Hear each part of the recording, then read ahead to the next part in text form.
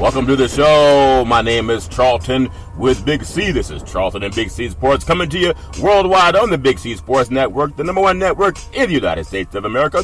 And Big C Sports has been voted the number one sports show in the universe, according to Big C and them good old boys down south. I want to say bienvenidos to all of our friends in Latin America, also across the pond in London, England, as well as Paris, France, and of course you good old boys from Africa. You know we love you following Big C Sports from the pyramids of Africa. We still love to Canada, but Big C, there's no one we love more than you good old boys down south, in the land of the free, and the home of the brave. Big C, how's it going for you good old boys? We're having a wonderful time recovering from this weekend of exciting football. It was just a blow away, and some tremendous NBA games also. Yeah, I tell you, NBA is actually trying to compete with the NFL because they don't discriminate against their players, so they tend to get the best players on the floor, Big C. And I know today is a beautiful November the 20th, 2017, in the land of the free and the home of the brave. Big C, I gotta tell you this funny story. In the Bay Area, Northern California, in the East Bay, they've actually been calling the game committee or the game commissioner because they've had turkeys invading neighborhoods. Big C, these turkeys are going to the gated communities. It was so much of a problem it made the news in San Francisco. Can you tell me, are the turkeys following the turkey crossing signs, or are they just big and bold now, Big C? Your thoughts? Well, Charlton, they know where to run for cover. Who's going to fire into somebody's yard, you know? Because it's shotgun. They know what time to use. Yeah. You think about it. These animals are not as ignorant as a lot of people think they are, Charlton. When the weather starts to change, yeah, when certain seasons come along, and turkeys and a lot of friends disappear every year. They can go to that house and find it. It's funny because I think the turkeys are getting more bold. You know, they learn how to read this Hooked on Phonics program. There's a lot of people buying this Hooked on Phonics, and their parents are learning to talk. The dogs are learning to talk. I heard a good old boy walked into his house, and he told the dog to get outside. He said, "Get outside for what? I already ate." And he said, "What?" He thought the dog was a joke, someone playing a joke, but the dog's been listening to Hooked on Phonics tapes, and you can Google that. That stuff works. But the funny thing is Thanksgiving coming up, and people have this turkey fetish, and the turkeys are invading these gated communities in the Bay Area, and people are calling the police. Your thoughts? Well, Charlton, they hate it. You know, you want to know when people are surviving, and that's what the turkeys realize. Great cover. Yeah. There's a lot of food around. The grass has been taken care of, and not out there scavenging in the weeds. That's and funny. You know that normally people keep the dogs in the house and the That's funny.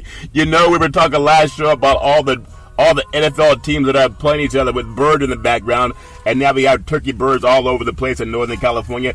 I do want to say this segment sponsored by your Northern California Cadillac dealers, home of the all-new Cadillac Escalade, the standard of the world. And when you go by and test drive yours, tell them Charlton and Big C sent you. Big C, so much happening in the world of sports. I want to touch on, first of all, what's happening in the world of these coaches. We're going to touch on some college football. USC, UCLA had a big game down the Coliseum, and Mora gets let go at UCLA, but he had a winning record for the Bruins that just never won the big game. Can you tell me why someone of his stature is let go, Big C? Your thoughts? Well, when you think about, Moore's background with UCLA, he has a winning record, but the last two seasons, Charlton, have not gone his way due to a massive amount of injuries and players. And just in the game the other night against USC, yeah, they talked about several starters being out. The true freshmen are in there playing. Yep. I think a lot of people in the finance department think that these players are machines because they make so much money off of them that they should stay healthy. Yep. Like the paycheck that the university is getting off of these players. Yep. And they feel that when these players are not able to produce, that's really what the bottom line is. Yeah. When the players are not bringing you the money that they're supposed to bring you, yep, then you got to get rid of somebody. You getting rid of the overseer. And that's the head coach, Justin. And so you let rid of more. Who else do you find out there? Well, you and I talked about this earlier, in our programming. Yep. Is that where are the great coaches out there that are going to replace the coaches that you get rid of? That's true. Just don't exist. So when you start thinking, okay, I can get rid of Moore, who's had NFL experience, college experience, yep, and find somebody else. I mean, he has one of the top quarterbacks in the country. Think about Josh Rosen. Yep. 7 games this season, over 300 yards passing. Yeah. And, his defense has faltered because of injuries. Yeah. Even Alabama's defense, they're banged up. Lackluster. Yeah. After being banged up against Mississippi State. Yep. So, as this coaching, hatchet starts to fall, university executives, athletic directors, deans, and all that got to start asking, where's the next genius? Yeah, that's because true. He's not out there, Charlton. There's not that many great super programs in college football. You think about USC. Yeah. Tops in their division in the USC, in that division in the Pac. Pac-12 They South. still have 2 losses. Yeah. Okay. Yeah. I tell you what, Big C, we talk about it time and time again, and I know the coaches, they get tossed around, and they're making millions of dollars, and all they want to do is they want them to win. Who cares if they get the education? A lot of kids are getting their educations at UCLA. You don't have a large dropout rate, but that's not enough for the good old boys down there in Westwood, Beverly Hills territory. But, I wish them well, because UCLA was never on any type of academic problems under Mora. And he did send a lot of players under the NFL, but the man lost his job for being over a 500 coach. But I understand it is big business. I do want to touch on the biggest game of the weekend, at least for you good old boys down south, was Alabama. Alabama knocking off Mercer, Big C. Was that a shock to the football community, Big C? Well, Charlton, they didn't score 60 points, and I think that let a lot of people down, especially the bookies. They only got about 66 out of that game, Charlton. Yeah. But they were able to rest players, and I mean, that's a key thing. When you look at Alabama and a lot of the top schools, Charlton, at this point of the year, where they schedule a cupcake for their so-called homecoming game, because they normally have rivalry week the following week. Yeah. So you don't want to take any chances of going getting beat up or even potentially losing a game. You want to go in on that high. So when you schedule Mercer, a Division III program, that's in their 4th year of existence. Yeah. I mean, it's pretty much so. And they had to take a bus ride into Tuscaloosa. They couldn't ride planes. They were leg weary when they showed up. So Alabama didn't have to play but, 4 or 5 players? 4 or 5 players. Yeah. And I will bring up one thing, too, because you brought it up before. Their quarterback, Jalen Hurts, actually out of Texas. This guy has only lost, if my math is right, I think he's lost 2 games in his career. One was the national championship game, and then they also lost a game. I think they dropped one to Ole Miss. But he has only 2 losses, and no one's talking about him. And all he does is what DJ Khaled sang that song, all we do is win, win, win, no matter what. Okay, he sang it better than me. But the brother, he sang it. I tell you, 2 losses and no mention of a guy that can play at the next level. And they'll say, well, he's surrounded by athletes, a lot like Gino Torretta was back in the day, all from Miami, also Matt Barkley for USC. A lot of these guys have been surrounded by athletes, Big C. Why is he not getting any mention on the NFL radar, Big C, by the scouts out there? Your thoughts? Well, Charlton, as you look around and you look at quarterbacks on the NFL radar, and they listen to your cousin Mel Kiper, when they're talking about Mel Kiper has Lamar Jackson rated the 8th best quarterback in the country. He did the same thing for Deshaun Watson also. He did the same thing with Deshaun Watson. He did the same thing with Teddy Bridgewater with the Vikings. Yeah. It's ironic. Even Russell Wilson, fell to the 3rd round, with people listening to Mel Kiper, yet he's been to 2 Super Bowls. Yeah. It's ironic that when you sit there and you listen to a guy that knows nothing about football, he's that analytics guy. That everybody talks about. It's the analytics. The test shows this. Well, it's like Jerry Rice. When Jerry Rice was at Mississippi Valley State. Jerry Rice running a 4.7 40. Still nobody's caught Jerry Rice. Okay? Still running. Still running. 35 years later, he's still running. So, people don't realize that when you sit there and you listen to some white expert who's never played the damn game of football. About who's what, because he knows the tangible. No, he played in high school. That's not true, Big. I think Kiper did play some high school football. I think he was on the 2nd team in high school. That at least counts for something, Big C. He was on the 2nd team punt return. Okay. The eye test in football is the heart of an athlete. I don't care whether you play basketball, baseball. You look. Let's go to baseball. Look at Altuve, the second baseman for the Houston Astros. Amazing. You look at this little man who's 5'6". Yep. Nobody's going to say he's a power player and the best player in baseball, Charlton, the MVP. Who's looking at him on the street? You can't play. That's what Mel Kiper would say. I know. And he would tell Mel, go out there and pitch me some balls and you'll think I can play. But so many people that have judged these tremendous athletes over the years, so many African-American athletes have been put into other positions. Well, we want to develop the white guy. And I always looked at that is that, well, we're developing him. We don't want to rush him along. Yeah. And then all of a sudden, when he fails, this is what we're stuck with. Jalen Hurts, show me a quarterback that is playing better. I mean, it's like they got this kid in Wyoming. Nobody knows where Wyoming is. No, he can't even win the Mountain West. He can't win the Mountain West, but they say he's one of the top 3 quarterbacks in the country because they say physically he looks like Ben Roethlisberger. He like Brock Osweiler, more likely. Think about how many big white quarterbacks have been drafted that look like Ben Roethlisberger. Yeah, okay? yeah. But there's been one Ben Roethlisberger, and think about how many white quarterbacks there are in the NFL. Show me how many have been to 2 Super Bowls. Yeah. Okay? Yeah. So all these so-called look like Ben Roethlisberger that Mel Kiper and Todd McShay like Charlton. Yeah. That's all they do is look like. They don't play like. Yeah, and we're gonna touch on more of that in the NFL because some egregious stuff has been going on. I do want to ask you about the U. The U looks like they're back. You know how you can have a hangover? I mean, you wouldn't understand that. They say the moonshine is smooth. You don't really get the hangover from moonshine. But I thought Miami was having a hangover after having one of their biggest wins in a decade over Notre Dame. Virginia comes in town with a 6-4 record. And they actually had the Kings down big in the first half of that game. But Miami, because they have the athletes and they have the coaching. And Big C, there's something about belief. I've heard broadcasters say, you got to believe, you got to believe, you got to believe. Well, at a time when they could have had their whole season fall flat in front of them, they actually turned to their athletes and they came back and they got a big win over Virginia. And now they're still in the national championship hunt. At least they got to get by Clemson. Big C, your thoughts? But Charlton, this is a tremendous program that's been turned around by Mark Richt. Yeah. Mark Richt was let go by Georgia a couple of years ago, and Kirby Smart was brought into Georgia to take his place, former defensive coordinator at Alabama. Yeah. Mark Richt went back to his alma mater. What Mark Richt did, though, he looked into the history of the Canes where he had played. Yeah. When were the Canes good? When were they dominant? When they were allowed to be the bad boys. Okay? Yeah. Yeah. It's like the movie Martin Lawrence and Will Smith. Yeah. Bad boys, what you gonna do? Yeah. What they became. Hold on, Big C. Big C, hold on. Were you just singing? Did you? I was monologuing. Okay. Go right ahead, C. And so when you think about that, bad boys, let's have that mentality. Yeah. Let's like, we don't give a damn. Yep. And, when you play sports, Jonathan, especially football, yeah, you can't sit there trying to be a patsy. If you sit there worried about how your opponent feels, yep. I remember a couple of decades ago, Pat Hayden, yeah, former athletic director at the illegal university out there on the West Coast. Hey, that's Kim Kardashian's school, Big C, USC. Under his watch, they were paying athletes. Hey, Pat Hayden never he didn't run a bad ship, Big C.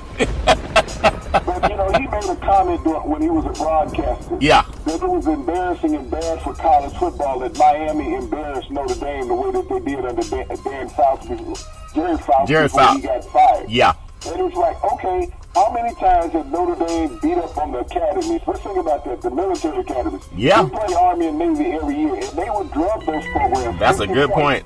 And no one would ever say anything negative about Notre Dame, running up the score on Army and Navy. Yeah. They never said that. They thought that the Naval Academies didn't deserve the respect of these fine future leaders of America. Yeah. All of a sudden, they get down there when they're having a, program not what it used to be. Yeah. And Miami was being what Miami was. Yeah. When I played ball, and that was a long time ago, leather helmets and all that stuff. Yeah.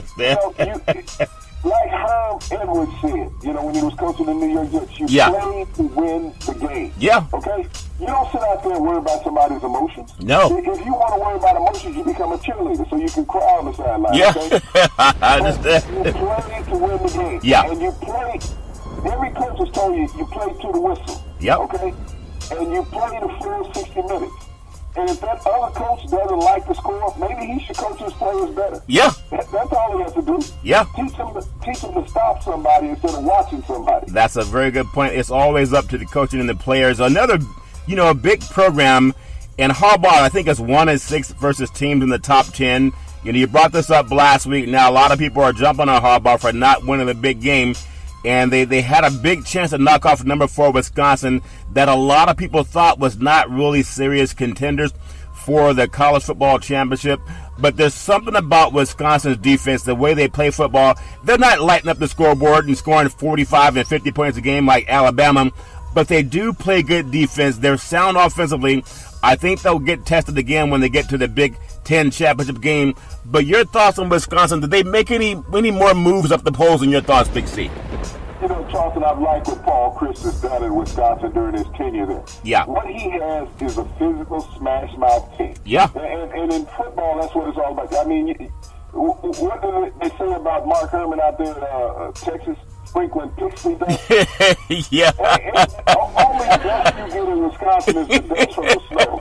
Yeah. That's about it. Yeah. You know, and you look at Wisconsin over the past couple of decades, going back to Barry Alvarez. Yeah. Yeah. This has been a huge physical football team. Yeah. And I don't know how they keep finding them, but you know, all these running backs around the country keep getting these accolades. Yeah.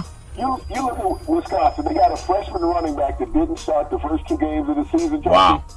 Who's going to end up with 1,700 yards rushing. Wow. At the end of the season. Yeah. That's how dominant their offensive line is, that you can take a kid that hadn't played and you compare him to the freshman at Ohio State. Yeah. That was getting all the accolades. Who's Yep. nowhere near the same running back. Yeah. But, you know, Wisconsin is a team without a quarterback. That's their only weakness. Yeah. Is that they don't have a dominant guy at the pivot. Yeah. But that offensive line, and especially the defense, when you look at the players that they've turned out Yep. over the years, you think about J.J. Watt came out of this place. Yeah. And he was a walk-on and become the most dominant player in the NFL. His brother's playing linebacker with the Steelers right now. Yeah. You know, Jim Leonard was a tremendous safety who is now the defensive coordinator at Wisconsin. But this team over the years, they've even had the Heisman Trophy winner in Ron Dane. Yeah.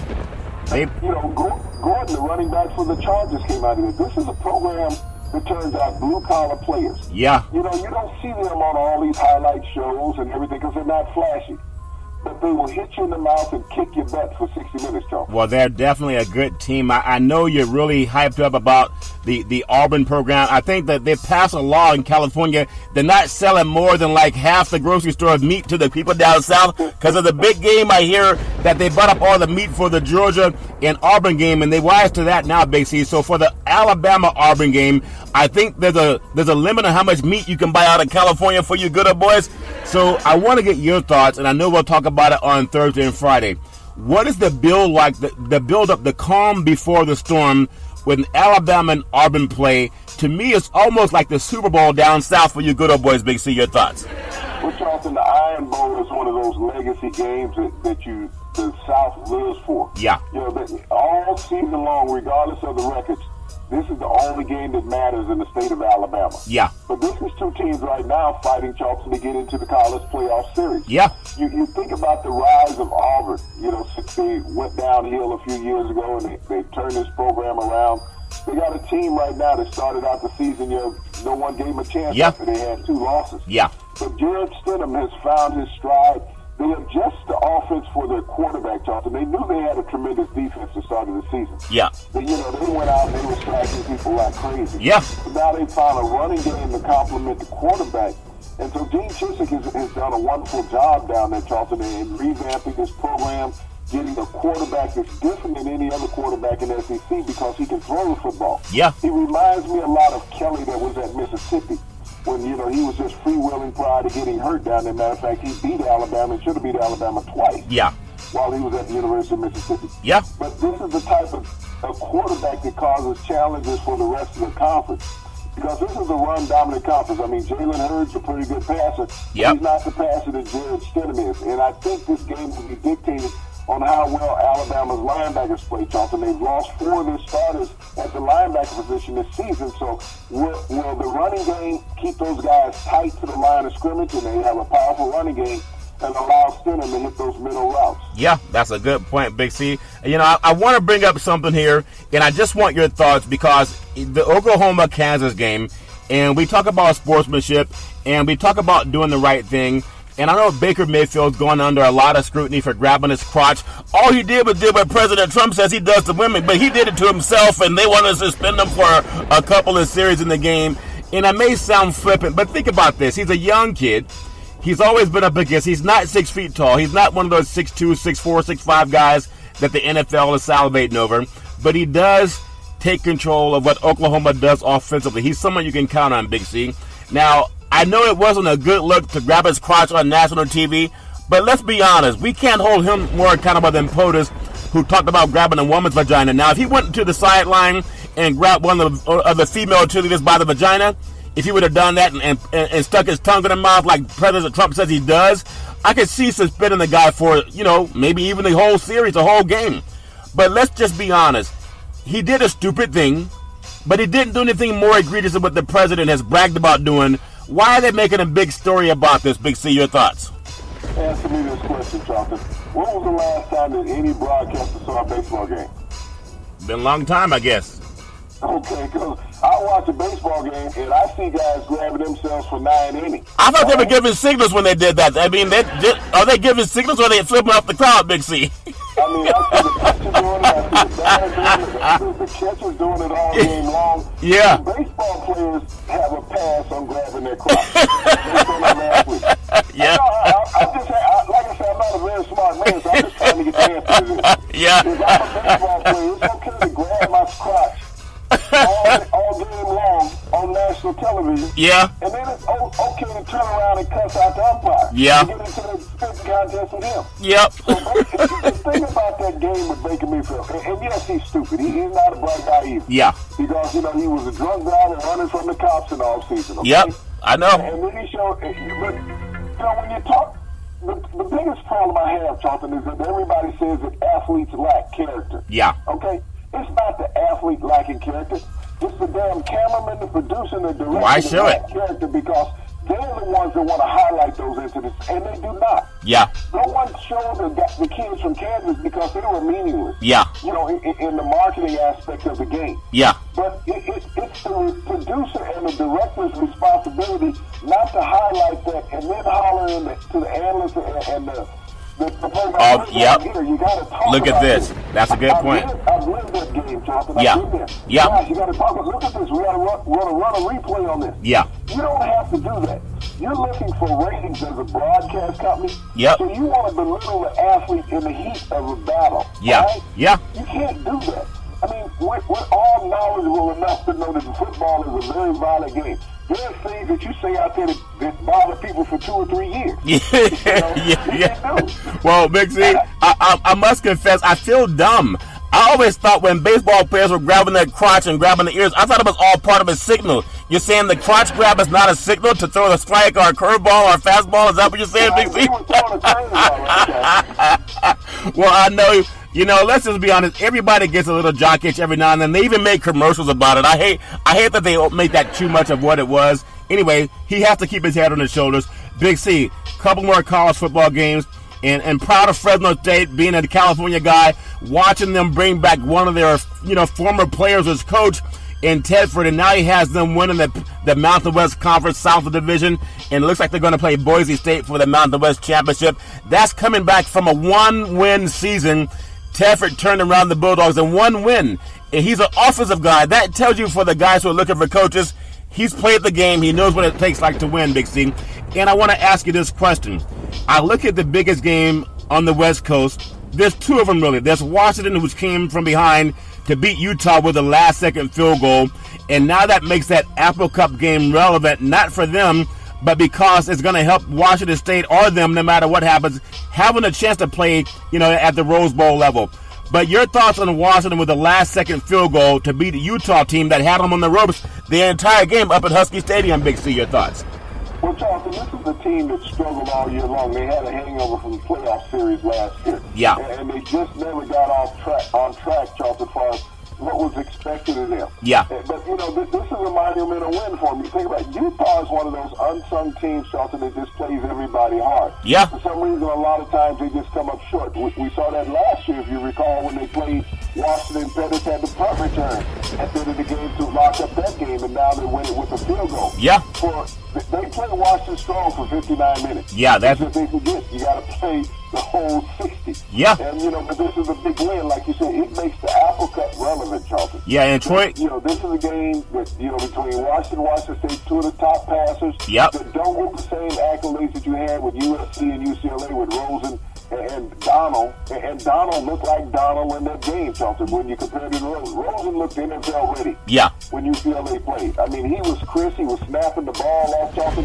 He was hitting receivers in stride. Yep. Donald looks like his primary receiver, and if he's not available, all of a sudden he get happy feet. Yeah. He's trying to find some place to go because he hasn't learned how to check down. Yeah. That's the reason why he needs that extra year of college football. He doesn't know how to go to the second and third tier player. He is not NFL ready. Yes, you can draft him. Yeah. And you will destroy him because you will go to a bad team in the top 5 in the draft. He will go to that team. He will never have a chance to get better because they won't have a good offensive line, and he'll have happy feet. Yep. And, he'll be just like anybody. He'll be like a Tom Savage in Houston. That's a good point. I want to bring up for the Washington and Utah game, Troy Taylor, who played at Cordova High School in Sacramento, California, went on to lead the Cal Bears to success, and he also played the NFL.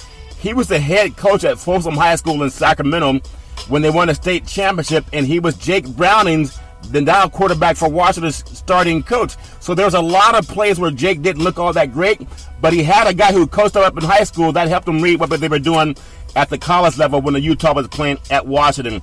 So, you bring up the point, too. You just talked about the Rose Bowl with Darnold, and also, Rosen at USC, UCLA. Great environment at the Coliseum. I think they've been playing sports since 1923. You think about the Coliseum as we tear down the stadium in Atlanta, the Georgia Dome. The Coliseum's hosted an Olympics twice. They've hosted baseball, and of course they've hosted football, high school, college, and pro. And I just want to say that's a great venue for sports. They're actually doing a renovation to make it more, customer friendly as the end zones are kind of far from the sidelines. But again, the thought about the USC win over UCLA cost Mora his job when I think Mora graduated all of his players. When you go to UCLA, you get an education. We talked about how important that is. But Big C, we're not fooling anybody. We know it's not about the education. It's all about how many bowls can you win, me, Big C. Your thoughts? Well, Charlton, the NCAA needs to be honest about that, and even the universities when they hire coaches. We saw that with Charlie Strong last year at the University of Texas. Yep. We don't care about the graduation rate around here. Most of these kids, once they're gone, we won't see 90% of them. Yeah. All we care about is wins. That's the only thing that matters to any booster, alumni, whatever. They just want wins. Kids want an education. You promise their parents that you're going to get an education. That's true. I'm sending you my son, my daughter, and you say you're going to take care of them like you're there. So when this Coach Mora goes out and protects his players, he's making sure that when they're hurt, they're not going to play. That's he true. doesn't want to put their career or their health in peril. Yeah. The university said, no, you got to win. We don't care. Yep. That's true, Big C. So obviously, Mora will allow us. I just hate to see classy guys being let go. No shenanigans at UCLA under him. Also, Boise State with a big win over Air Force, and Stanford had a big win over Cal Berkeley, so they won the big game. And so congratulations to Stanford and the action, all that good old boy stuff. Big C, I do want to bring up something as we head into the world of the NFL. I do want to say that sports is a billion-dollar industry, and boys and girls sports is the foundation to this billion-dollar industry. For every athletic and sporting event, you need athletic and event insurance. We work with Ben and Mark. They've been around half a century. They work with Big C Sports, whether you're a pro team, collegiate team, your high school teams, even your mom and pop soccer leagues. When you reach out to them, let them know that Big C sent you. I want to bring up this thing, too, and I want to give a shout-out to Jessica Dahl. Jessica Dobbs, she's an MMA fan. She also follows Big C Sports out of Northern California. Big C, I want to ask you, we talked about the Georgia Dome, and Atlanta's playing in Seattle tonight, up at a beautiful environment up in Seattle. But just talk a little bit about the Dome. They just imploded it today, I believe, is on national news down in Georgia. And it's hosted from national championships. They've had high school games there, the Olympics, so many things. But Big C, I think it's only about 25 or 26 years old. Your thoughts? It's amazing, Charlton, when you think about how everything in the sports industry has moved towards money. Yeah. To have even more luxury boxes in the facility, and that's one of the reasons that the Georgia Dome had to go. Yeah. For the new Mercedes Dome that they built in Atlanta right adjacent to it, Charlton, and it was imploded this morning in the city of Atlanta. But, Charlton, as you spoke about, this stadium was only 25 years old. When you look around the NFL, and you start seeing some of the archaic stadiums in the NFL and even other sports, Charlton. Yeah. You have to wonder, what is it all about? I mean, this stadium is the only stadium in history, Charlton, to ever host the Olympics, the Final Four in basketball and Super Bowl. It's Yeah. the only state to ever do that. Yeah. And yet, at 25 years of age, it became outdated. Yep. Which, you look at places like where you are out there in Oakland, the Coliseum out there that was built in the mid-60s. Mid-60s, yeah. And so it's still around. It's a 50-year-old stadium. Yeah. And it's still there. No one's crying about, replacing it. No. And there's several other venues around Charleston. And you think about the Superdome in New Orleans, it opened in 72. Yeah. So, Look at Lambeau Field. Lambeau Field. You look at Arrowhead Stadium in Kansas City. There's so much going on in the world of sports. Chicago, Soldier Field. It's something about renovating, but I know it's hard to argue with the Mercedes-Benz Stadium. It's a gorgeous place, and obviously Arthur Blank has done a lot, not only with Home Depot, but doing a lot for the NFL and giving people jobs around the country, especially in the Atlanta area. When they blew up the stadium, Jerry Jones sent out a tweet, his condolences to the Blank family. he thought all of them was still in the stadium. Are they sure Jerry Jones didn't detonate that stadium? He told them good boys in Texas, you guys blew up the wrong building, okay? Then all of a sudden, he sees also on the news, he's like, damn. I gotta see He was never a good accurate shot, Big Z. But anyway, congratulations to Atlanta and all the good old boys down there. I want to touch on the NFL, Big C, Week 11. I look at the Lions and the Bears, and the Lions get it done. They go to 6-4 with a 27-24 victory over the Bears, which fall to 3-7. That game was Sunday on Fox Sports with Tom Brenneman, Chris Philbin, and Peter Shaker. Your thoughts on the Lions getting that win over the Bears, Big C? Your thoughts? Is that the Wizard of Oz? Yeah, I think so. The Lion needs a heart. Yeah. The Bears were going to beat Charleston at the beginning of the season, middle of the season, end of the season. Yeah. They're a team in disarray. They're waiting to fire the head coach, John Fox. As we're talking about coaches being let go. And the movement started. Matthew Stafford got a chance to win a game where he wasn't coming from behind, Charleston. Yeah. No one expected for Trubisky to be able to be able to play with Matt Stafford. Yeah. That this was just one dominant quarterback versus a guy who's trying to fill his way out. Yeah. And the Bears lost their identity. This is a team that started off the season running the ball. Yeah. And they got away from that in a hurry. Something that was successful for them. And so, we really can't play that way. Yeah. We got to find something else. We got to go. If we expect to lose, we cannot run the ball. Yeah. And so that's what they're giving up on, is running the ball. Yep. The Lions desperately needed a win to stay in the chase in that division hunt, Charleston, and they got it. Yeah, that's a good win for the Lions. I want to bring it to the Jaguars, which are a lot better team than people thought. 7-3 on the season. They beat the hapless Browns, which fall to 0-10. 19-7 was the score Sunday at 1 o'clock on CBS Sports. It was Andrew Catalan and James Laughlin that had the play-by-play. And when you look at Jacksonville, not only are they going to make the playoffs, they have a chance to at least win a game because their defense is legit. Big C, your thoughts? Well, they have a solid defense, Charleston, but they also have a running game. Yeah. That's the biggest part of this franchise compared to the past couple of years. They drafted Leonard Fournette in the first round, Charleston, and he has paid off. I remember when Doug Marrone, the head coach, said, he hopes that, Bortles doesn't have to throw any passes during the season. Yeah. Just hand the ball off to Fournette every play. Yeah. And that formula has seemed to work, Charleston. You think about it. He had, I believe, like 134 yards rushing in the game. Yep. Blake Bortles only had 30 more yards passing than Fournette had rushing. Yeah. So it's not about the quarterback. When you talk about game managers, that's the best that Bortles could ever hope to be in Jacksonville. Yeah. He's a game manager. He'll never have an all-pro receiver because he can't throw it enough to him. Yeah. Leonard Fournette has picked up the momentum of this offense. The defense, with Campbell coming over from Arizona. Oh, yeah. He's just been a dominant force in the defensive line. He's stabilized it, Charleston. And, they have some good young defensive backs on the back end. We think about Ramsey, who gets into it with everybody. Yeah. This is about playing with attitude. This is, we talked about the U earlier in the program. Yep. Get all these guys with attitudes on the team. Yep. That's what, maybe Jacksonville's been watching the U all year long. They got that U in them. Yeah. I I still feel kind of ignorant that I just learned that the players in baseball are grabbing their crotch. I thought they were giving signals for balls or strikes. I didn't know they were just giving signals because they had some jock itch or something like that. That's something we got to look into more, Big C, on the Big C Sports Show. I do want to get to another game that I thought was kind of shocking, but maybe not really shocking. When you look at the Ravens, which go to 5-5 on the season, with a 23-0 shutout of the Green Bay Packers at Lambeau Field, which fall to 5-5. That game was Sunday, 1 o'clock on CBS Sports. The great Kevin Harlan and Rich Gannon, along with Jenny Dale, had the play-by-play. Now, I'm not expecting a lot out of the Packers because they don't have Rodgers. And that shows you how much one player can make a difference on your team. But what's up with the Ravens getting a shutout at Lambeau Field, Big C? Your thoughts? Well, Charlton, this falls back on the GM of Green Bay, okay? Yeah. I mean, Brett Hundley hadn't played and he wasn't ready. He's still not ready. He's not NFL caliber. He hasn't had enough reps.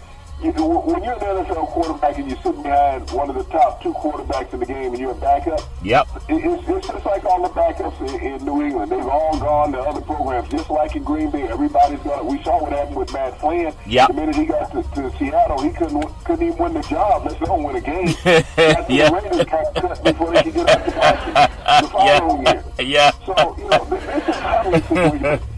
You got to look at the GM in Green Bay. Everybody's going to blame McCarthy. McCarthy's only the cook. He can only cook the groceries that you bring in there for him. The GM refused to sign Colin Kaepernick or any other veteran quarterback. Regardless of having your quarterback Rodgers come back off the injury, whether it's this year or next year, Jonathan, you got to give your team a chance to win. Everybody understands in professional sports, especially football, that window is so small. It's like having a peephole on the door, on your front door, trying to see who's knocking and trying to collect the bill or something. That's how small your window is to win in the NFL. And in fact, the Cleveland Browns don't even have a peephole on the door. Big C, let me ask you about peepholes. Who are you to talk about peepholes? You got so many Rottweilers running around your property. How do you get pizza delivered to the house, Big C? I just thought about that, Big C. Well, you always got to bring 2 for the dogs, The dog slices in different directions, and they leave it alone because they do. Okay, that's funny. The peephole thing really helped me flabbergasted on that one, Big C. But I do want to bring up this point, too, because I never thought that, I know injuries matter when we look at Arizona and Texas. And the Texans get a win 31-21 over the Cardinals. The Cardinals fall to 5-5, actually 4-6, and the Texans go to 4-6. But the quarterback situation is so much in despair for the Houston Texans. How do they get a win over Arizona when we thought they had turned it around, Big C? Are they just getting too old? There has to be a reason for that loss, Big C. Your thoughts? Well, where do you find anything in Arizona? I mean, when you have no quarterback, Adrian Peterson, we know is an old running back. He can only carry it so much. You don't have a quarterback that can get it to Brown or Fitzgerald talking in the receiver position. And so now you're going to make a change. You're going to start Gabbert this week. We've talked about this. I mean, there's 32 teams in the NFL talking. There's maybe 12 to 15 starting quarterbacks in the NFL. And that's being realistic. Every team has a starter, but legitimate starters in the NFL, there's 12 to 15 legitimate starters in the NFL. And Colin Kaepernick is not one of those because he wasn't good enough to play. He wasn't good enough to win. All you have to do is look at his lineage in the NFL, and he wasn't as good as one of those 17 bad quarterbacks in the NFL. He just wasn't. And so you can blackball a guy at the cost of your fans and say, well, he would, the ratings are down in the NFL. You know what Billy Jones said? That's what I heard. He said they're blowing up buildings and all that stuff to get the ratings up. Guys from Papa John's or whatever, they said the ratings were down. They said it was down because of Colin Kaepernick. Right. Colin Kaepernick hasn't played football, and the ratings are still going down. So you got to find a new reason to lie on Colin Kaepernick. To drive the ratings down. But he did take an organization to a Super Bowl and an NFC Championship game. So, I'm trying to remember. Didn't they always have a packed house when he was playing quarterback, Charles? As far as I recall, Okay, and now you watch the 49ers game, and the last 5 minutes of the game, there's 2,000-3,000 people in the stadium? Seems like about 30,000 what they're averaging at home, Big C. 35,000. Okay, so I'm going to assume that it's Colin Kaepernick that has the attendance down at 49ers now. If they're lucky to get 49,000 to even come to a 72,000 seat stadium, has nothing to do with him. I think from what I understood back in the day growing up, when companies sometimes show discrimination, the Rosa Parks taught us to boycott, don't ride the bus when they make you sit on the back seat. And I think as a conscientious country, we're not an ignorant country. I mean, a lot of people are ignorant, but a lot of people do read as well. What this discrimination thing, if you find a grocery store that won't sell to people of color or any group of people, sometimes it turns you off to go buy tickets. And I think a lot of times they take for granted that black Americans and Hispanics buy tickets too. And when you don't, I mean, there's a lot of decent white Americans too. Let's just be honest. A lot of decent white Americans helped with the civil rights marches. And when your league is willing to be discriminatory and bigoted and they're proud about it, a lot of people say, I'm not giving you my dollar. Even that thing with Papa John Pizza, it's not Colin Kaepernick that caused their pizza stock to go down. All you got to do is eat 1 or 2 slices, Big C. It go down in my pocket, too. And I crossed off my list after 2 slices. Had nothing to do with Colin Kaepernick, Big C. I want to get it. Go back to the Birmingham boycott, the bus boycott. Yeah. You know, in the late 50s. Yep. When white America felt that they could ostracize the black people and force them to utilize their services. Yeah. They said, we will find alternative methods. Yeah. And that's what occurred, Charleston. They found alternative methods. All of a sudden, they started seeing the financial hit. Yeah. They're like, wait a minute, we really relied on these black people to ride the bus because that's where the economics Yeah. They were the main bus riders. Even though we wanted them to sit on the back of the bus, they still had the majority of the seats on the bus. Well, Their dimes spent well, you know, in the coffers of the city. Yep. All of a sudden, you go 6 months without any blacks riding your bus, and now you got to start laying off white people. Yep. You know, so they came to the table. Yeah. And now when you look at these owners, they're sitting there and they say, well, because of these black players, our ratings are going down. Right. Because of these black players, nobody's watching it. That's not the reason. No. But you can blame it on those who are less powerful, trying to get, just like with the president, trying to get your base to believe the lie that you're telling. Yeah. That's not the blacks don't own the broadcast networks, Charles. No. They don't. No. They're not the one putting the poor product out on the field. They're not the one raising the ticket prices. Yeah. All right? That's a good point, Big C. The programming. So when you look at who to blame for NFL ratings being down, look at the greed factor. Yeah. It's not the black players that are producing the greed factor saying we need more broadcast. You got to look at the broadcast companies who have oversaturated the market that you get every game.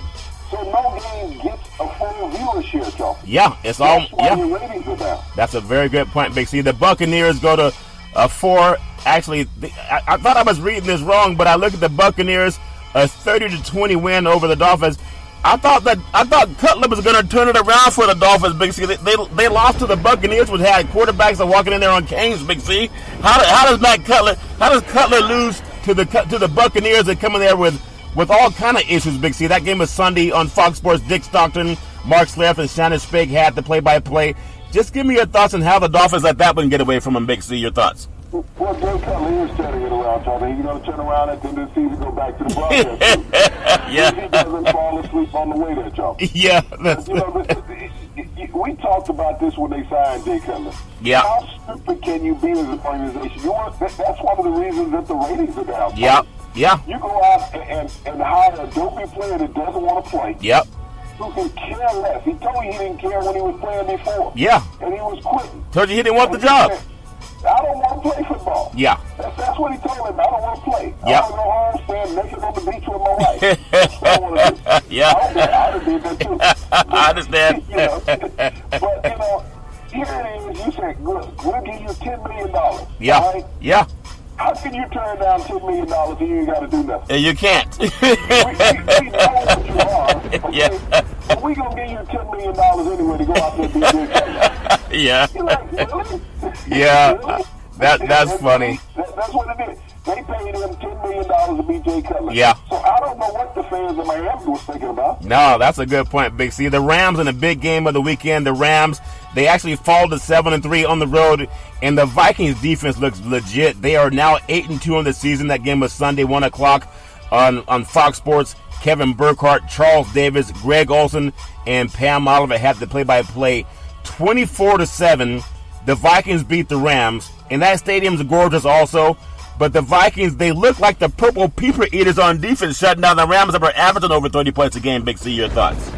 Well, I thought that Vikings ate sheep. I'm pretty sure. Okay? Yeah. I mean, it went status quo. Yeah. I should have saw the writing on the wall. Writing on the wall, saw the lamb skin. Lamb? Who have lamb? I'll have some lamb. I like mine medium rare. I thought Alan Page came back and dressed up in them good old boys for the Purple People Eaters. Gary Larson and Hall of Famers. The Purple People Eaters. Yep. Now, Charlton, when you think about this, the Rams went into this game with the highest scoring offense in the league, okay? Yeah. And I tell you, Jeff Fisher turned the game off before it came off. Like, two quarterbacks that make me look stupid. Yeah. I can't watch that. Because no matter in the end, I'm still going to look stupid. Hey, is Jeff Fisher still getting the paycheck from them good old boys from the NFL, Big C? Still getting the paycheck. He'll be getting the paycheck for the next 3 years from the Rams. Wow. He has renegotiated his contract at $42 million. Wow. They still got to pay him for the next 3 years. Not only that, he still gets his pension, his coaching pension. When you get fired as a head coach in the NFL, you get a pension for life. So how can I get me one of them jobs, Big C? I know how to lose games. Well, when you look at this game, Charlton, everybody's been trying to malign the quarterback Case Keenum for the Vikings, okay? Yeah. Case has bounced around in his career. Matter of fact, he played for the Rams when they were in St. Louis, Los Angeles. He played for the Texans. Yep. This is a kid, when he left the University of Houston, Charlton, was the NCAA's all-time leading passer in yardage and touchdowns. Yeah. Okay? Got records that won't be touched because nobody stays in college that long. Case did 5 years. Yeah. That's good. He played 5 years at the University of Houston. Yeah. Almost 20,000 yards. Wow. But this is a kid that has always had the tools, just like any other quarterback.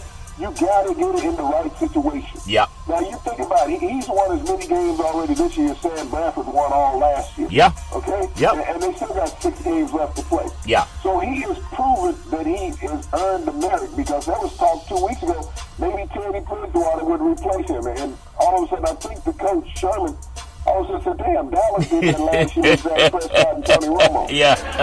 How did that pan out? Did I replace him with a guy that hadn't played in almost 2 years? Wow. To break the momentum. So he didn't do that. Yeah. And Case Keenum has proven him to be a very intelligent man by playing him. Yeah, that's a good point. On a great roll right now. Yeah, that's a very good point. Big C, final 15 minutes. I look at a game that I was shocked to watch the game from what I saw yesterday, and I saw a 9-12 score. I didn't know if I was watching a baseball game or I saw the Giants with $100 million quarterbacks actually get the win over the Chiefs. And there's already talk about Alex Smith maybe being dealt after this season. Earlier in the year when they went to New England and won, they were saying this team could be in the AFC Championship game. It was Sunday, 1 o'clock on CBS Sports. Iron Eagle, the great Dan Faust, and Evan Washburn with the play-by-play. Was it the fact that the Giants played well, or is something wrong with the Chiefs? It's looking like the Chiefs might need a tune-up, Big C. Your thoughts? Charlton, something's wrong with the Chiefs when they lost 5 of their last 6 games. Yeah. And they really haven't showed any offensive firepower. When you think about the first 5 games of the season, when they showed that they could throw the ball down the field, that has gone from their offense now. They're no longer throwing the ball down the field. It's all mid-range passes like Alex Smith did 3 years ago when he first went to Kansas City. Yeah. And so that's an adjustment that needs to be made in their offense. The defense, I mean, they lost Eric Berry and it hurt them. But they're still playing solid. You think about it. You kept the Giants out of their zone. Yeah. All they could do is kick field goals. Yeah. So the team's defense has played well. But, here it is, the hapless Giants, who could not beat the 49ers. No. And so I think that also played into the mindset of the Chiefs, that we're better than the 49ers. Yeah. And all of a sudden they found out that they weren't. Yep. That's true. Is that they went out and got beat up by the Giants. They had no blocking. They had no answer for the 49ers defense. I mean, not 49ers, but the Giants defense, Charlton. Yeah. That pass rush was all over. It's like the tale of two tapes. Yep. Where were the Giants a week ago in San Francisco? Yeah. When C.J. Beathard looked like an all-pro quarterback against them. They made him look very all good. All of a sudden, they played Alex Smith, and he looked like C.J. Beathard should have looked. Yeah, that's a good point, Big C. Another game that was happening in the NFC down south. The Redskins, they fall to 4-6 on the season. Do you like that? Do you like that? No, they don't like that. The Saints go to 8-2. And Drew Brees looks like he's playing at 28, Big C. I mean, this guy's amazing. That game was Sunday, 1 o'clock on Fox Sports. Joe Buck, Troy Aikman, and Aaron Andrews. I understand Troy Aikman thought the game was out of hand. He was about to leave the stadium before the game, before he saw that Drew Brees was still playing the game. Big C, your thoughts? Well, I thought I heard your cousin walk by and say, "Who that?" When the game was, "Who that?" Yeah. Who that? That was Drew Brees.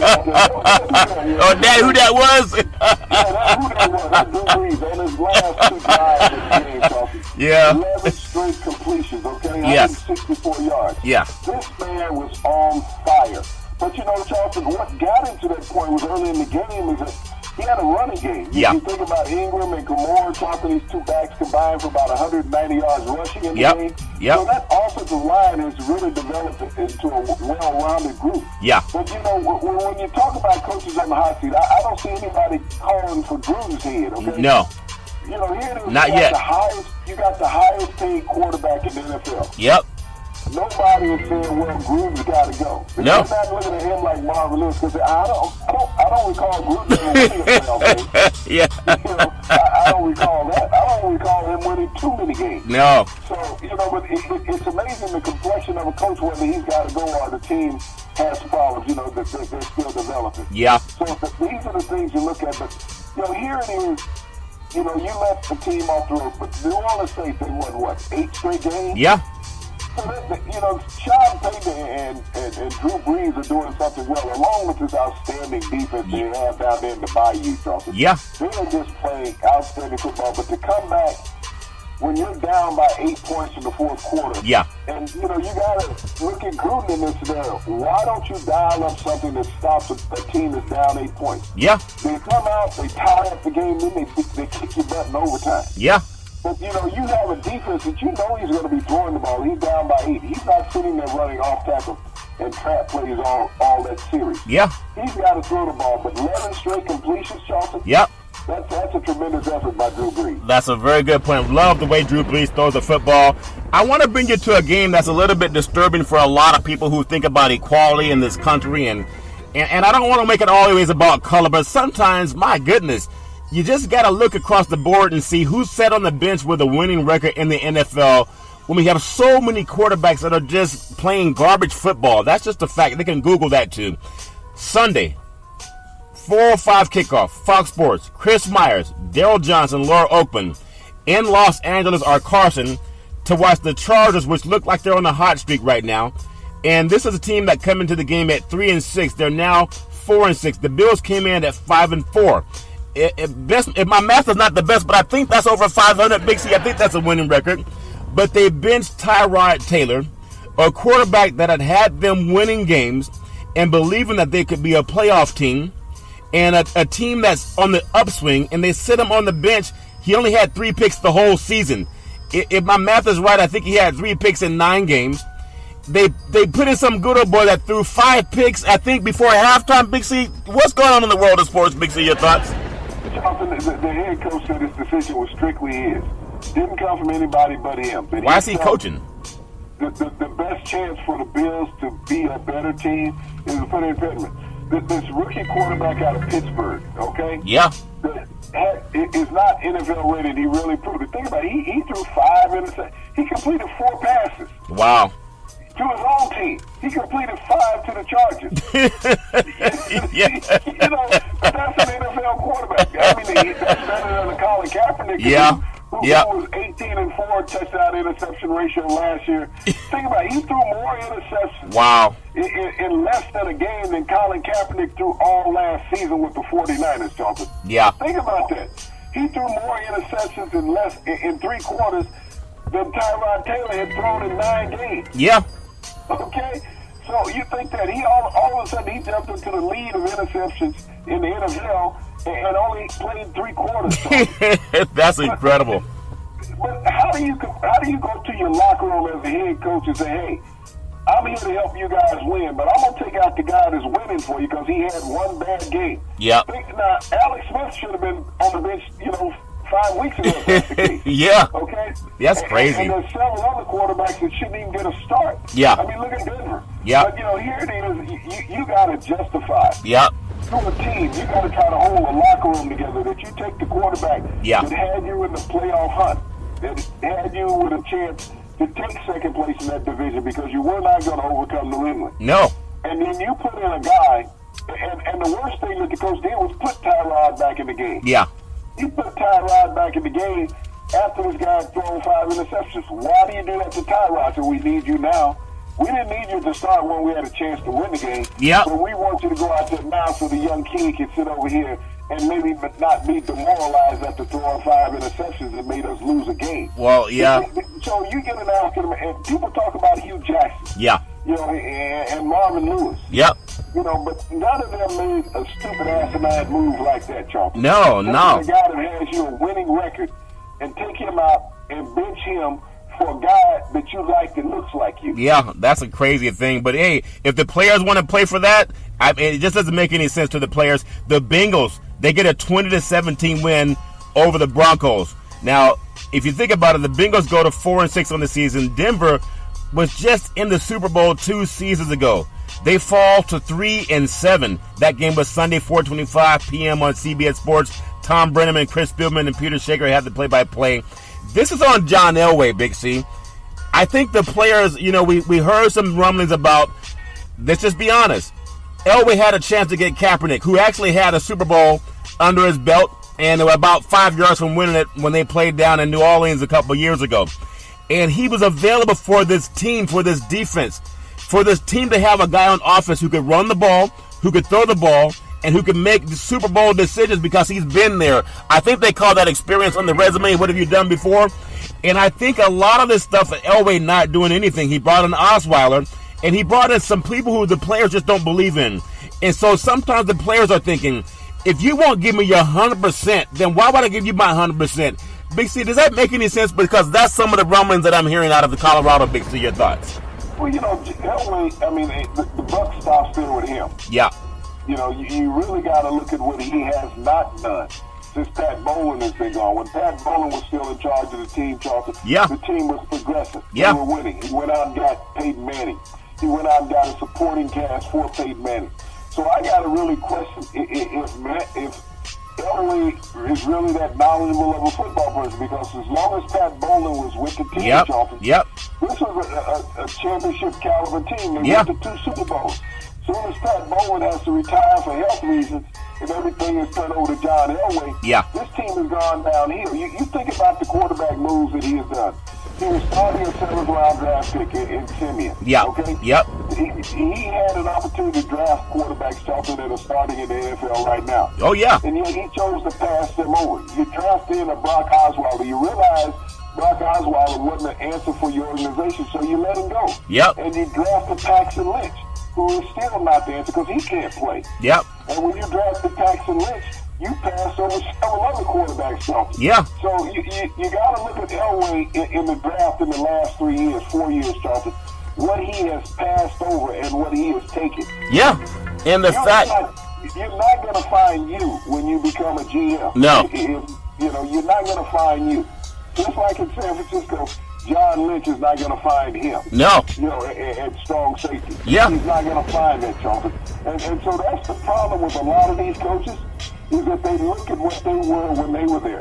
And especially as a quarterback, you're not going to find you if you're Hall of Famer and an All-Pro in the draft. They just don't come along.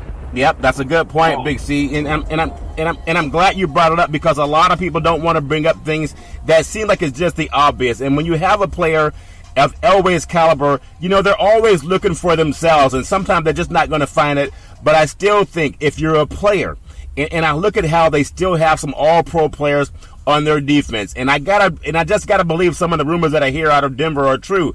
If the GM will not do everything in his power to help us win a championship, and we're doing everything in our power to win a championship, why would they give 100% of the effort? It's a lot like being in a relationship and you see your girlfriend calls her best friend more than she calls you. In California, they call that something that makes you go, I know it's okay with the good old boys down south, but I think a lot of the players feel betrayed because Elway has not gotten the best talent available. And Big C, at the end of the day, isn't that all people really want? Big C, your thoughts? Well, you want to win, Charlton. You're looking for that winner. Yep. And you want to see somebody giving that same amount of effort that you're giving. Yeah. And being a former defensive player, I mean, we had talks with coaches and GMs about players that we had on the offensive side of the ball. Yeah. Why are they being paid? Why are they still on the team? Why are they playing? Yep. You know, we giving our all, and we going out there looking at these lackluster performances and wishing we were on the other team. Yeah, that's true. And so that's what you're getting in Denver right now. You've played 3 quarterbacks this year. Yep. And then no team has 2 good quarterbacks, but you've played 3. Yeah. And Denver doesn't have 1 good quarterback. No, that's a good point. So, you know, here it is with Denver. You think about Elway's paying Osweiler's contract that he had with Houston. Texas, yeah. He put that contract up. Yep. So Osweiler's out there right now making $20 million this year. Yeah. $20 million. Yep. And putting on these performances. He has not had one 200-yard passing game, Charlton, since he's played in Denver this year. And Kaepernick, yeah. Go ahead, Steve. And he started a couple games. He hasn't had one 200-yard passing game, and he's making $20 million this year. Yeah, and Kaepernick can't get a job. I want to go across the border because there's a great environment down there in Mexico when they play at the stadium, Azteca Stadium. That game was Sunday, 4:25 kickoff on Fox Sports, and it was Jim Nantz and Tony Romo and Tracy Wolfson with the play-by-play. The Patriots go to 8-2, and the Raiders drop to 4-6. And it's like they're hanging on by a thin string, a 33-8 beatdown. And I don't know what to say about this team other than the fact that, and I know a lot of people want to say Jack Del Rio is going to turn this team around, and he kind of looks like John Madden. When John Madden got started, he was a homegrown product from the East Bay, and it just seems like they had some lucky wins last year when they went for it on 4th down, and even some overtime wins. But this team, I see a couple players that have a heart. I see Beast Mode has heart. This Beast Mode was having his best game of the year, and they took it out of his hands and decided to throw the ball more because they want to make sure that Carr is justifying that $125 million. That's just my opinion. But the Tom Brady-led Patriots, they're both $100 million quarterbacks, but one looked like a rookie quarterback and the other looked like a 5-time Super Bowl champion. Your thoughts on why New England is such a better organization than the Raiders, Big C? Well, Charlton, the reason for that is that the players around Brady want to be better. Yeah. That's the pure fact. Brady is not a greed factor quarterback. No. And when you look in the team concept of everything, here's a guy that takes less money to have players around him. What a novel statement. And here it is, Carr got $125 million last year. Yeah. Because he's the face of the franchise. Yep. Carr makes $10 million more a year than what Brady does. Wow. Brady's been to 7 Super Bowls, and Carr makes $10 million more a year, actually $11 million more a year than Tom Brady. So when you talk about team concept, wanting the team to be better, yeah, and when you bring in free agents and draft picks, and they're sitting there looking at Brady's scenario, yep, is that this guy wants to win. This is the ultimate team player in professional football. Yep. Is that he has all these accolades that any quarterback could ever pray for to be in the NFL. I mean, they talk about all these guys, the next great one. Yep. It's Ben Roethlisberger, Aaron Rodgers, your buddy Eli Manning, about being the Super Bowls. Yeah. But Brady has eclipsed anybody who's ever played the game, Charles. Yeah. That's what he has done. But he's willing to take less because he understands that I've made more money than what I need to live the rest of my life, and even my kids. Yeah. Okay? Yeah. I understand that. Yep. So here it is. If my team stays around, my legacy as a player will never be eclipsed. And that's what he has established, Charles, is that his legacy as a player will never be eclipsed because he's the ultimate team player. He's the ultimate winner.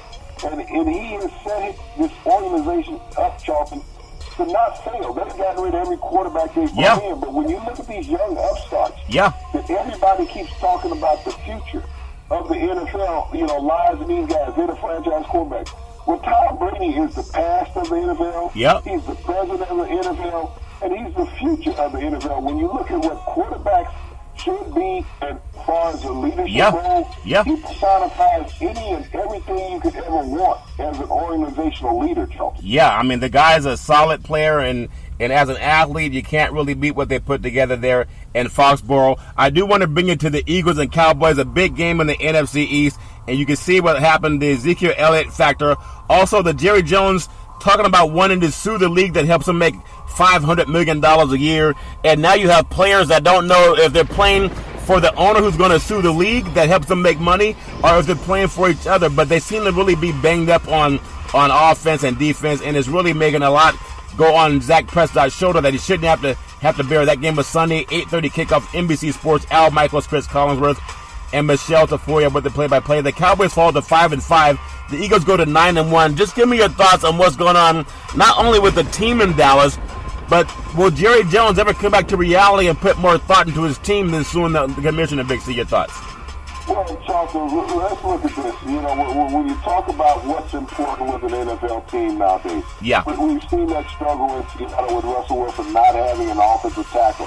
They go out and make the trade for Brown. Yeah. Okay? Tyron Smith has been out the past couple of games. I know everybody keeps talking about Ezekiel Elliott. Yep. You know, they probably left a little meat on the bone in this last game with Morris, and Ezekiel probably would have had another 50, 60 yards rushing with his speed and agility. Yeah. But when you don't have Tyron Smith and left offensive tackle, you have to look at the number of times in the last two games that Dak Prescott has thrown the ball under duress. Okay? Yeah. That's the number one thing. Look at how many times he's been hit. A lot. The interception he threw this past weekend, he was hit off, okay? He was under duress when he threw those interceptions. Yeah. Nobody's looking at that. Now I think that somebody said last year when he was a rookie that Dallas had the best offensive line in pro football. That's why he was successful. Yep. Okay? This is pretty much the same offensive line without Tyron Smith. Okay? Yeah. So you're telling me that this offensive line is pathetic without Tyron Smith? Or is it still the best offensive line in pro football? I think they're pathetic without an left offensive tackle, Charlton. That's what it has showed. Yep. Tyron Smith is out there.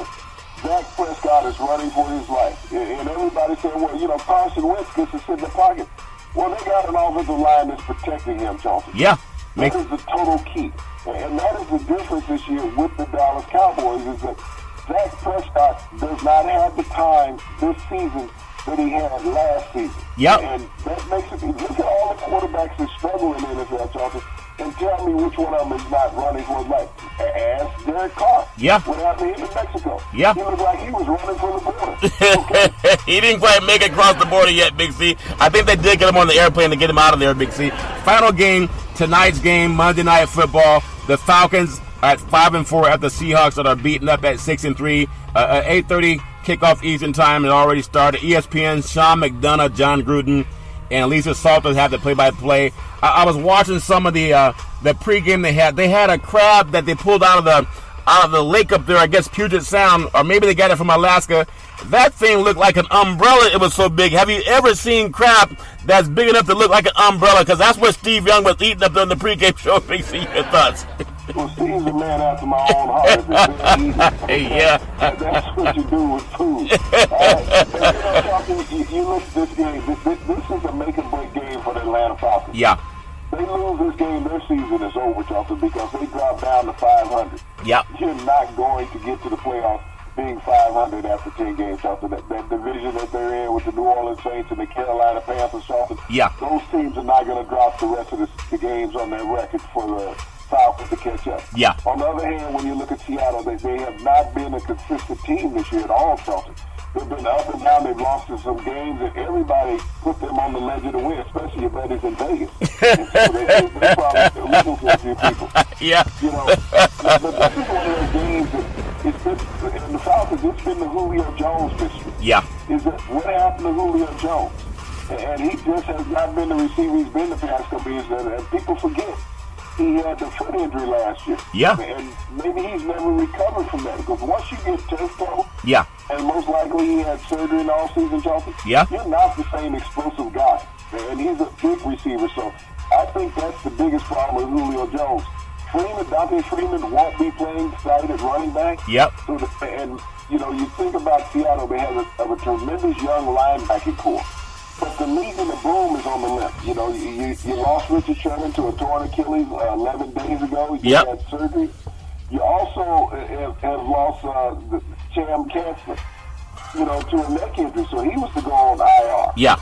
So you think about the Legion of Boom, who's going to have 2 new people in the secondary. Yep. If Matt Ryan and the Falcons are ever going to get healthy, it will come tonight. But also, Atlanta's banged up on their offensive line, Charles. Well, Big C, in the reference of Julio Jones, there was a song back in the day called Me and Mrs. Jones. I think they need to find Mrs. Jones with some Julio.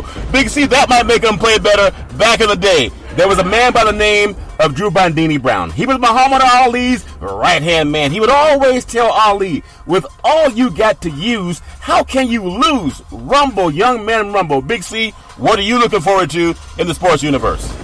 Charlton, there's always a great thing to look forward to in the sports world, but, I want to give my condolences today to the Reese family. The great actress Della Reese lost her life today, Charlton. Della Reese was known by many Americans in a TV series called Touched by an Angel, but she was also known in Hollywood as a tremendous actress, Charlton. She was in movies like The Harlem Nights, with Eddie Murphy, Richard Pryor, the late Fred Sanford. Yeah. These guys, Della Reese was just one of those iconic figures. She started off as a singer. She had several top 20 hits, Charlton, when she was a singer, but she crossed over and made so many lives feel better, especially in the show Touched by an Angel. Yep. She always gave Americans hope, Charlton, through that series that she had. Well, that's a very good sentiment. We do want to offer our best to her family, and we'll always take it every Monday through Friday at 5 and 6 p.m. worldwide. Follow Big C Sports on the Big C Sports Network, the #1 network in the United States of America. And Big C Sports has been voted the #1 sports show in the universe, according to Big C and them good old boys down south. We always want to tell you, there's never, ever any excuse for domestic violence. If you know any woman going through that garbage, please call 911, because no woman should have to deal with that on her own.